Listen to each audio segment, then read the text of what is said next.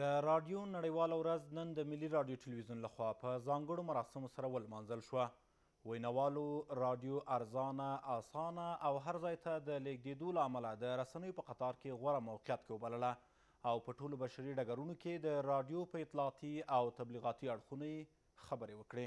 په دې اړه پام وکړئ. د جمال کوټوال ریپورت.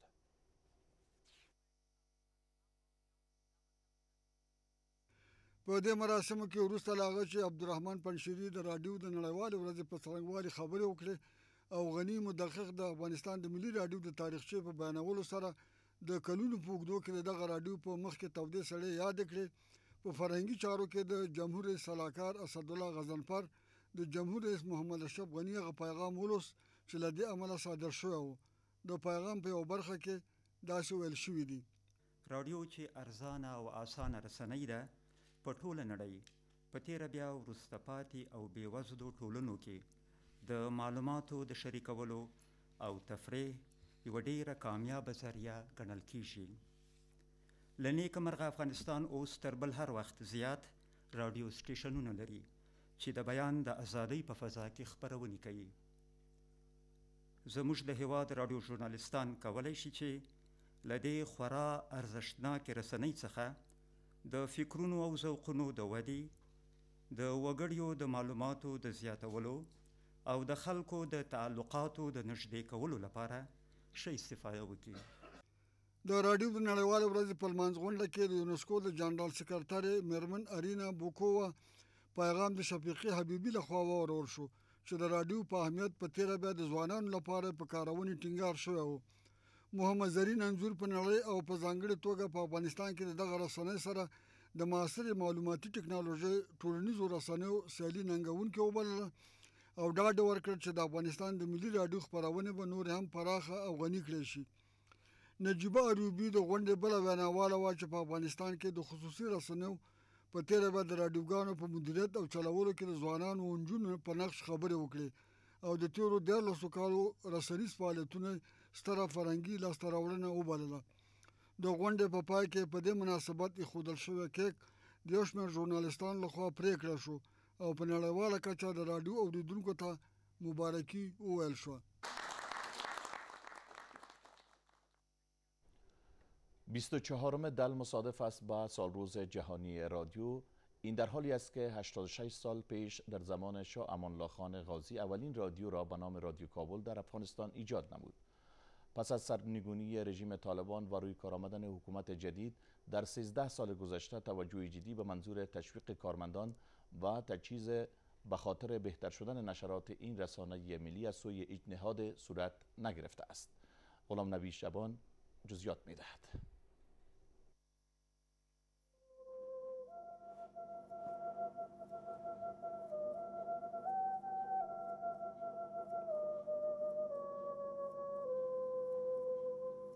در سال 1304 هجری خورشیدی صدای رادیو کابل از ساختمان کوچک به نام کوتی لندنی توسط یک فرستنده کوچک به گوش شهروندان کابل رسید. اما عمر رادیو در آن وقت طولانی نبود و به اثر حوادث داخلی در سال 1307 از پخش باز ماند. پخش دوباره برنامه‌های رادیو کابل بعد از یک وقفه 13 ساله در حمل 1320 خورشیدی از استودیوهای پل باغ عمومی کابل آغاز شد.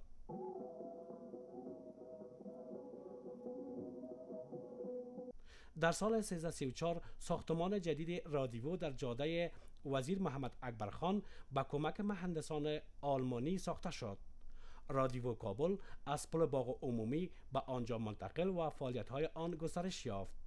نخستین گوینده‌های رادیو کابل گویا اعتمادی، رقیه ابوبکر، عبدالجبار و مسطوره بودند که صدای آنها از رادیو کابل شنیده می‌شد. استاد غلام حسین، استاد قاسم افغان، استاد نتو و میرمن پروین نخستین هنرمندان موسیقی بودند که صدای آنها از رادیو افغانستان پخش گردید.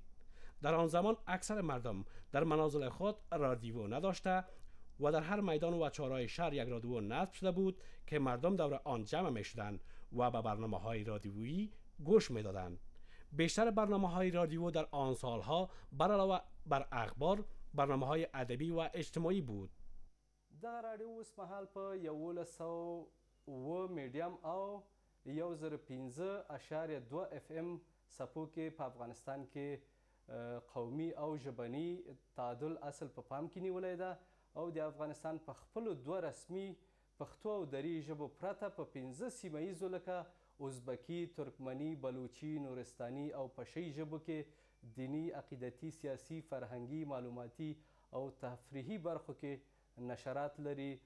در این مدت رادیو افغانستان نقش مهم برای مردم در آگاهی دهی و حتی پیروزی و شکست دولت‌ها رول مهم داشت. اما پس از آغاز نشرات تلویزیون روز به روز رادیو جای خویش را به رسانه‌های تصویری داد. اما کارمندان رادیو کار به این رسانه را دشوارتر از کارهای تلویزیونی می‌دانند.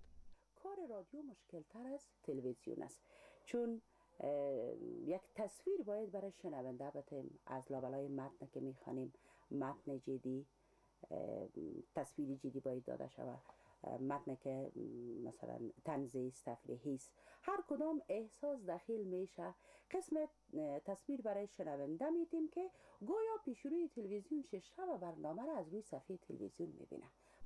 اینکه حالا رادیوی ملی چقدر غنامند از داشته‌های 80 ساله می باشد، مسئول آرشیف رادیو میگوید سال 1348 به طرف ایجاد شده. تمام انواع و اقسام آهنگایی که از قدیم تا الحال ما اینجا موجود داریم. درام از داستان است و برنامه های فوق العاده که طور نمونه‌ای ثبت شده ما در آرشیف خود حفظ داریم. همچنان در این وقتا رو به طرف دیجیتالایز شدن هستیم که آرشیف ما غنی از مواد آرشیف سابقه است.